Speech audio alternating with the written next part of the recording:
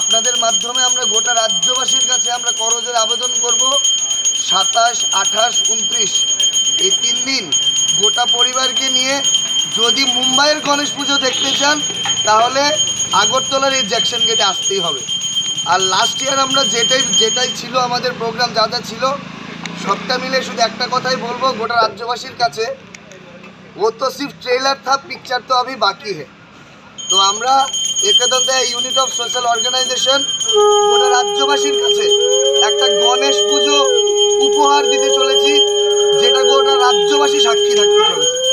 কি রয়েছে আপনাদের? আমাদের বিভিন্ন সামাজিক কর্মকাণ্ড রয়েছে, যেমন ধরুন না অনাথদের অনাথ আশ্রমে যারা থাকে, বৃদ্ধাশ্রমে যারা থাকে এদের মধ্যে বিভিন্ন খাদ্য সামগ্রী বিতরণ, রক্তদান শিবির আমরা গতবারও করেছি, প্রচুর ইউনিট আমরা রক্ত দিয়েছি।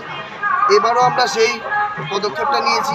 আমাদের মুখ্যমন্ত্রী কান্তমিলেও কিছু একটা দেওয়ার আমাদের প্ল্যান রয়েছে। কিন্তু আরেকটা যেটা মেইন মূল কথা, আমরা যাই করি যাই নেই আমরা কিন্তু এই গণেশ পুজোয় কোনো চাঁদা তুলি না। যে মনে করুন এখানে অনেক দোকানপাট বসে, যে দোকান থেকে কোনো চাঁদা মনে করুন বা কোনো দোকান থেকে কোনো চাঁদা মনে করুন, কোনো চাঁদাবাজি আমরা নেই। আমরা নিজেরা মিলে নিজেদের সামর্থ্য অনুযায়ী আমরা এই পুজোটা করি। এবং আমাদের 3 দিন আমাদের প্রসাদের ব্যবস্থা রয়েছে।